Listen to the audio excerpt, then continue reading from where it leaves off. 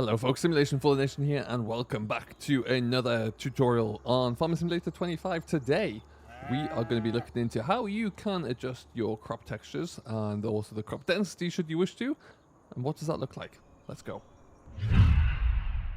So Farming Simulator 25 has seen a lot of updates around crop textures and around crop density and also the behavioral animations and mechanics, I suppose, of crops. Now, what we're looking at here is a crop of oilseed rape. It is pretty thick, pretty varied as well. You know, it's not all the same height there, which is good, and it is looking pretty nice. However, you may well still be of the mindset that this is not quite right for you, and you found textures or even made your own textures that you want to put on instead, and that is perfectly achievable and acceptable. So we're going to walk through what that would look like for you. To do that, you need to jump on out of the game and download whichever files you may be looking to download and which textures you want to use. Okay, so what you're going to find is when you downloaded the textures you might want to use, for example, here I have found one from King Mods for canola or oilseed rape texture, and it's going to look like when you download it and you open up the files to extract it, there's going to be two different folders in there. You've got fill planes and you've got foliage.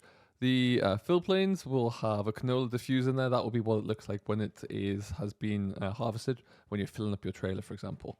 Your foliage, though, there's a lot more going on in here. You'll see all of these different images. Now, all of these images are the different growth stages of your oilseed rape or of your canola as it's going through the stages.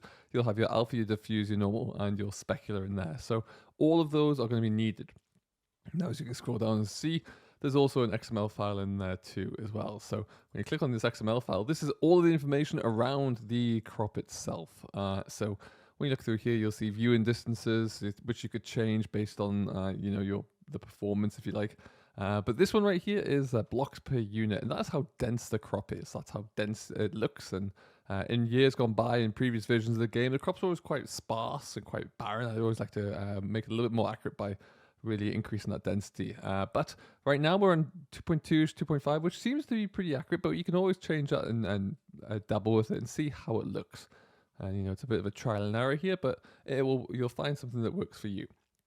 Now, crucial, before you do anything, the important thing here is to go and make a backup of the base game files. You want to find wherever you've installed your game. You want to come on in and find Farming Simulator 25. You want to go data, and you've got fill planes and foliages here. I would just copy both of those, stick them onto a different drive. If you're someone like me who has a lot of hard drives, find out your backup, stick them onto there, or stick it wherever. As long as you have those two copied and safe. Heck, even if you're feeling like you want to be extra careful, copy this whole set of information across here, this whole Farming Simulator 25 folder, stick it somewhere as a safe backup, so then if anything goes wrong, you can always just copy and paste them back through. However, once you've done that, you're going to come down in, like I said, you've got fill planes, you've got foliages here, so you'll start by going into fill planes, and somewhere in here you are going to find, I always prefer to have everything by list, and then you go canola diffuse, and that's the one that you'd replace in. And there you go. So if we look into here, there you'll go come back into fill planes, canola diffuse, done and done. Now this one I haven't actually looked like to see what it looks like, so we'll open up in GIMP and have a quick look see. No, we won't cancel that bit out. And then you copy that one straight through, and then you're done there. Similarly, you're going to come back, you can go to foliage, and you've got a full canola file here. Now, you could do one of two things here. You could just come through and drag this whole folder across and stick it in there, because that is ultimately going to look exactly the same. It's going to have all the same information in there as this in-game folder does here as well. So to avoid any confusion and to avoid making any mistakes there, just drag this whole folder across into your foliage folder within the game, and that will drag everything through for you.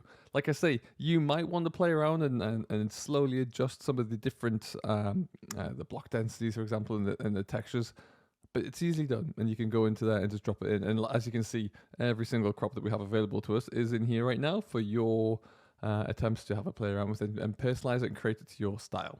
And that's it, really. That's it. It's nice and straightforward. It's very simple to do that, and it can get the desired effects. I personally think at the moment that the crop textures are pretty good.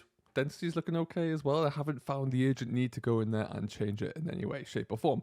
However, that might well come to you at some stage. And there you go. You load back on into the game there. You jump on into your save game. Because it's running through the base game files as well, it should overwrite anything else that you have in your maps, unless your mod maps are using a very specific density or crop texture type, because otherwise it will be pointing towards the game footage. I haven't really found the need to change any of mine right now, but I know some of you out there have, and this is how you would do it. And it's nice and straightforward, and there should be a nice seamless integration of those new textures and densities.